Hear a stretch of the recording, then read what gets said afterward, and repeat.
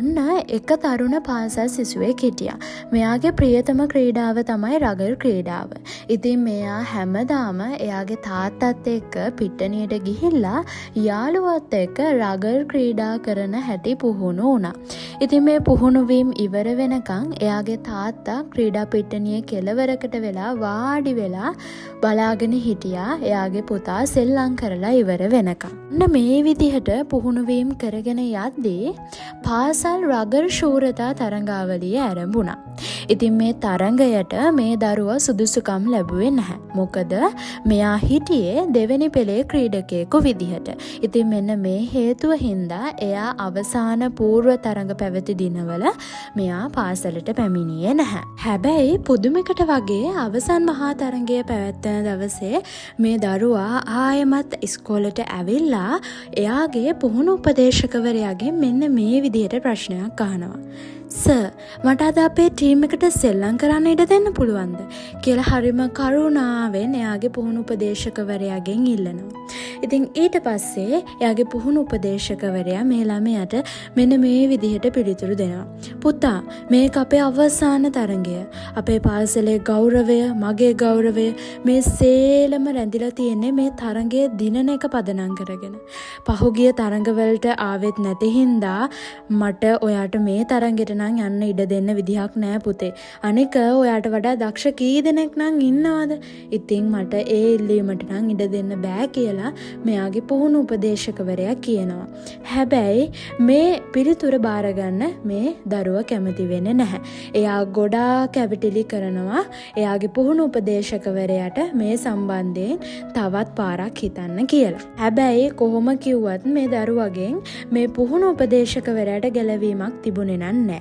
ඒ වගේම තමයි මේ පුහුණු උපදේශකවරයා කවදාවත්ම මේ තරම් බැගෑපත් ඉල්ලීමක් කරන දරුවෙකු ඔහුට ඔහුගේ ජීවිත කාලෙම මුණ ගැහිලා තිබුණෙත් නැහැ. අවසානයේදී මේ ඔහුගේ පුහුණු උපදේශකවරයා සියලු දෙනා විරුද්ධ වෙද්දී මේ තරුණ දරුවාට කණ්ඩායමට ඇතුළත් වීමට ඉඩ හසර ලබා දුන්නා. ඔන්න තරඟය ආරම්භ වුණා. ඉතින් පුහුණු උපදේශකවරයා ඈතට වෙලා තරඟය දෙස බලාගෙන හිටියා. මේ තරඟය දිහා මෙයා මේ විදිහට බලාගෙන ඉද්දී එයා දැක්කා අර විදිහට ගොඩාක් බැගෑපත්ව ඉල්ලීමක් කරලා කණ්ඩායමට ඇතුළත් වුණු දරුවා විදුලි වේගයක් වගේ ක්‍රීඩා පිටියේ එහෙ මෙහෙ දුවමින් එයාගේ තියෙන හැම ශක්තියක්ම යොදවලා කලින් පෙන්නූ දක්ෂතාවල් වලට වඩා දක්ෂතා පෙන්වමින් ක්‍රීඩා පිටියේ හරි අපූර්වට සෙල්ලම් කරනවා මේ පුහුණු උපදේශකවරයාගේ ඇස ගැටෙනවා. ඒ වගේම මේ පුහුණු උපදේශකවරයා දැක්කා අර තරුණ ක්‍රීඩකයා අසාමාන්‍ය ශක්තියකින් තමන් වෙත පන්දුව ලබාගෙන ගෝල ලබා ගනිමින් තම කණ්ඩායම ජයග්‍රහණය කරා රැගෙන යන ආකාරය. ඒ වගේම මේ වෙලාවේ ඔහුට දැනුනේ අසීමිත සතුටක්. ඉතින් තරඟය අවසානට නිමා වුණා. කණ්ඩායම ජයග්‍රහණයට පත් වුණා. ඒ වගේම තමයි ප්‍රතිවාදී කණ්ඩායමට අන්ත පරාජයකට මුහුණ දෙන්න සිදු වුණා. ඊට පස්සේ මේ පුහුණු උපදේශකවරයා මේ තරුණ ක්‍රීඩකයා ළඟට වහා දුවගෙන ඇවිත් ඇහුවා, ඔයා කොහොමද කවදාවත් නැති තරම් දක්ෂ විදිහට අද සෙල්ලම් කළේ කියලා. ඉතින් ඒ වෙලාවේ මේ තරුණ ක්‍රීඩකයා මෙන්න මේ විදිහට පිළිතුරු දුන්නා. සර්, අද මගේ තාත්තා මම සෙල්ලම් කරන හැටි බලාගෙන හිටියා. ඒකයි කියලා පිළිතුරු දුන්නා. ඉතින් ඊට පස්සේ මේ පුහුණු උපදේශකවරයා අහනවා, ඉතින් හැමදාම ඔයාගේ තාත්තා ඇවිල්ලා ඔයා සෙල්ලම් කරන දිහා පිටණිය කෙළවරක ඉඳන් බලාගෙන ඉන්නවනේ.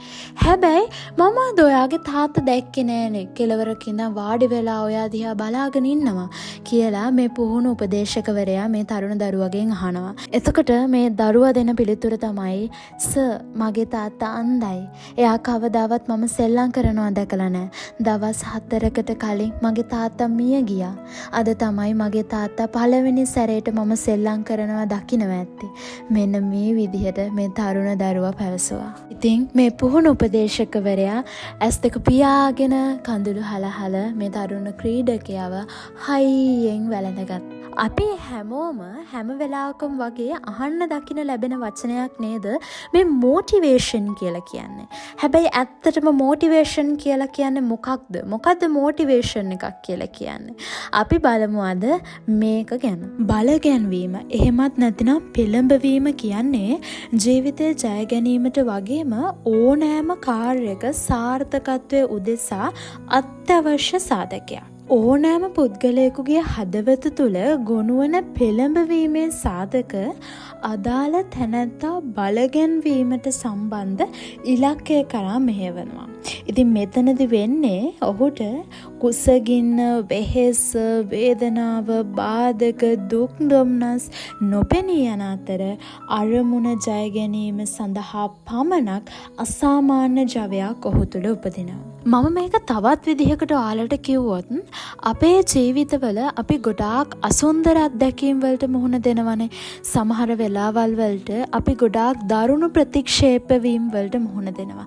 ඒ වගේම සිත් රිදීම් වලට මුහුණ දෙනවා. තවත් සමහර වෙලාවල් වලට අපිට වැඩිපුරම ආදරය කරන අයගෙන් අපිට සතහටම සමුගන්න වෙනවා. මෙන්න මේ තැනදී අපි හැඟීම් දැනීම් එක්ක ගනුදෙනු කරන මිනිස්සු හැටියට අපිට දුක හිතෙනවා. අපි කඩාගෙන වැටෙනවා. හැබැයි ඇත්තටම මෙන්න මේ වගේ වෙලාවල් වලදී අපි කඩාගෙන වැටෙන්න ඕනිද?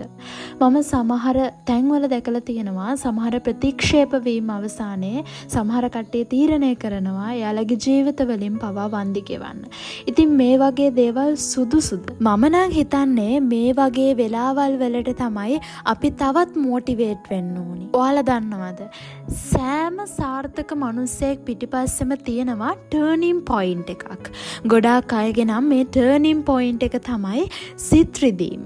නැතිනම් ප්‍රතික්ෂේප වීම. තවත් විදිහකට කිව්වොත් ආදරණීයන්ගෙන් එයාලට ඈත් වෙන එක. නැතිනම් අහිමි වීම. මෙන්න මේවා තමයි ගොඩාක් දෙනෙක්ගේ ටර්නින් පොයින්ට්ස් වෙලා තියෙන්නේ. අපි හැමෝම දන්න ජේ.කේ. රෝලින්.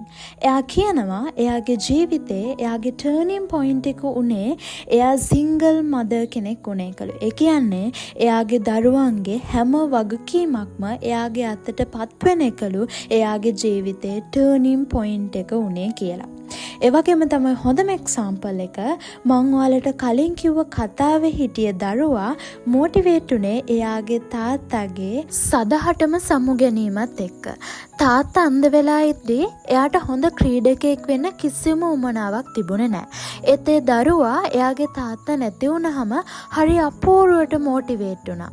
සිත් රිදීම්, පසුතැවීම්, ඒ වගේම අපේ ජීවිතවල වලට එන දුක්, කරදර, ඒ වගේම තමයි අපේ ජීවිතවල වල අපිට ආදරය කරන අයගෙන් අපිට සමුදෙන්න වෙනවා සමහර හේතුන් නිසා. ඉතින් මෙන්න මේ වගේ වෙලාවල් වලදී මම කවදාවත් කියන්නේ අඬන්න එපා කියලා. අනන්න, පසුතැවෙන්න, දුක් වෙන්න ඒත් කවදාවත් ඒ දේම ඇලිලා ඉන්න එපා. ඔයා ඒ දේවල් වලින් වැටුණත් ඔයා ජීවිතේ පරාදයි. ජීවිතේ පරාද වෙනවට වඩා ඒ හැම දුකකින්ම කරදරයකින්ම පාඩමක් ඉගෙනගෙන මොටිවේට් වෙන එක තමයි අපිට කරන්න පුළුවන් හොඳම දේ. ඔයා හිතන්න ජීවිතේ අපිට දේවල් අහිමි වෙන්නේ වගේම දුක කියන දේත් අපේ ජීවිතවලට එන්නේ බ්ලෙසිං එකක් විදිහට කියලා. ඉතින් මේ වීඩියෝ එක අවසානයේ මට ඔයාලට කියන්න තියෙන්නේ ඔයාලගේ ජීවිත තුලත් අප්‍රමාණ වූ ශක්තියක් හැංගිලා තියෙනවා. ඉතින් ඒක මතු පිටට ගලා එන්න නම් ඔයා වෙනස් වෙන්නම ඕනේ. ඒ වගේම තමයි ඔයාගේ හිත නිදහස් කරගන්න ඕනේ. මෙතන තියෙන වැදගත්ම දේ තමයි අභියෝග බාර ගන්න බය වෙන්න එපා. අභියෝග බාර ගන්න හැම වෙලාවෙම පෙළඹ වෙන්න ඕනේ.